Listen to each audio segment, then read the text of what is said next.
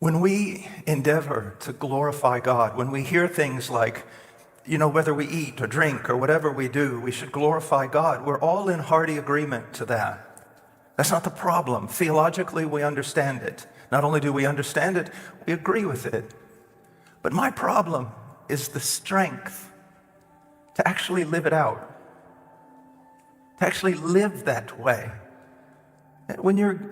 I've walked now with the Lord for 4 decades, and there's some things that you say and that you hear that almost makes you wince, because as you get older, you think to yourself, I don't just want to say these things. I don't just want to confess them. I don't want to talk doctrine. Christianity is not less than doctrine, but you should be informed that it is far more than doctrine. It is life. I want to live this. But sometimes I find in myself weakness. Sometimes I find in myself a sporadic strength that comes and goes, and it hinders me, and it hurts me, and it brings me lament. It brings me sadness. But I think I find something here that is a great encouragement to me. What is it that can propel a person to live their life for the glory of God? It is love for God. Look at this. Love is as strong as death. In the Hebrew mind, in the Hebrew language, there's just nothing stronger than death. That's why the resurrection is so extraordinary. In the light of Old Testament theology, Christ overcame death, because for man, nothing, armies are not as strong as death. Nothing is as strong as death. And yet here we read that love is. I need strength. I need strength. Will it just come from discipline? Will it just come from doing the right thing? No, none of those things are strong enough. It comes from love. Love for God. I'm not saying a heart in love with God. I don't approve of that language. A heart that loves God is the key. Is there anything more unrelenting than the grave? Is there anything more inflexible? Once you're there, you're there. It will not let you go. It grabs a hold of you and holds you. Someone asked me one time, what was it like right before your heart stopped? Did you have any sensation? There was only one thing. It is like something grabbed me. And if you've ever been in a fight, there's nothing worse than being pinned to the ground and there's nothing you can do about it. You can't break out from under it. The force, the strength of your opponent is too great, and he can, from that position, mock you. It seemed as though it was unrelenting, inescapable. Now, if we look at this from a positive side, if only there was a love in me for God that was as strong as death. If only there was a passion for the glory of God that was as unrelenting and inflexible as the grave. That once it grabbed a hold of this goal, this supreme goal, this sunum bonum of life, once it grabbed a hold of it, it wouldn't let go. After so many years, I find myself grabbing a hold and letting go. Being cold and warm and hot and back to cold again. Mutable in all the most negative ways.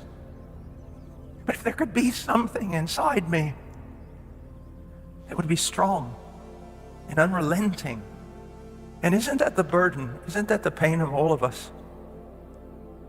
We're so changeable. What's the answer?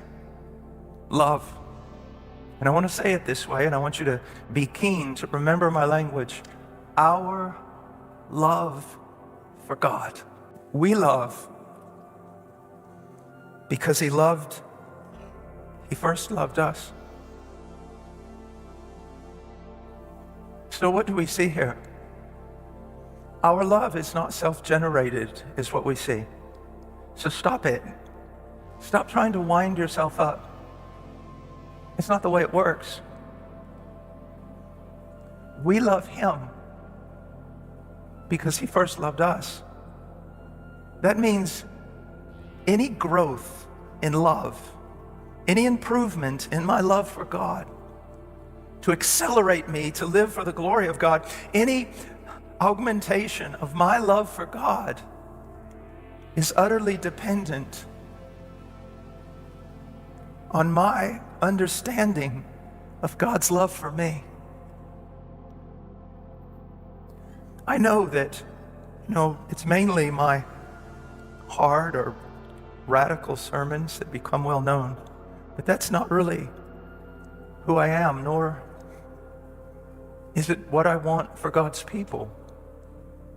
If I could give God's people one thing in all my ministry, if I could give God's people one thing in all my preaching, it would be to show them Christ so that their love, their understanding of His love for them would be increased. And in that increased understanding, comprehension, reality of His love, their love would correspond. It'd be the greatest gift a preacher could ever give anyone. Because you see, we're not talking about unconverted folk. So what causes Paul to love Christ? Well, we go back to 1 John, don't we? Paul would say, I love Him because He first loved me. And I love Him more with every greater glimpse of Him that I see. I love Him more. Now notice here, Paul says something that seems unusual in verse 13. For if we are beside ourselves, it is for God. If we are of sound mind, it is for you. It seems that there were accusations against Paul. He was unstable. His zeal was disproportionate. He worked too much. He sacrificed too much. He put himself in too great a danger. When he spoke to people, it seemed sometimes like the man was losing touch. I want to read something from Albert Barnes on this passage. This is probably designed to meet some of the charges which the false teachers in Corinth brought against Paul, and to furnish his friends there with a ready answer, as well as to show them the true principles upon which he acted and his real love for them. It is altogether probable that he was charged with being deranged, that many who boasted themselves of prudence and soberness and wisdom regarded him as acting like a madman. It has not been uncommon by any means for the cold and the prudent, for formal professors and for hypocrites to regard the warm-hearted and zealous friends of religion as maniacs. Festus thought Paul was deranged when he said, Paul, thou art beside thyself. Much learning doth make thee mad. And the Savior himself was regarded by his immediate relatives and friends as beside himself. And at all times there have been many, both in the church and out of it, who have regarded the friends of revivals and of missions, and all those who have evidenced any extraordinary zeal in religion, to be simply deranged. The object of Paul here is to show whatever might be the appearance or the estimate which they affix to his conduct, what were the real principles which actuated him. These were zeal for God, love to the church, and the constraining influences of the love of Christ. He goes on and he says, with regard to the phrase, it is to God. If I'm out of my mind, it is to God. He says, it is in the cause of God and from love to God. It is such a zeal for him, such an absorbing interest in God's cause, such love prompting him to so great self-denial and teaching us to act so much unlike people as to lead them to think that we are deranged. The doctrine here is that there may be such a zeal for the glory of God, such an active and ardent desire to promote his honor as to lead others to charge us with derangement.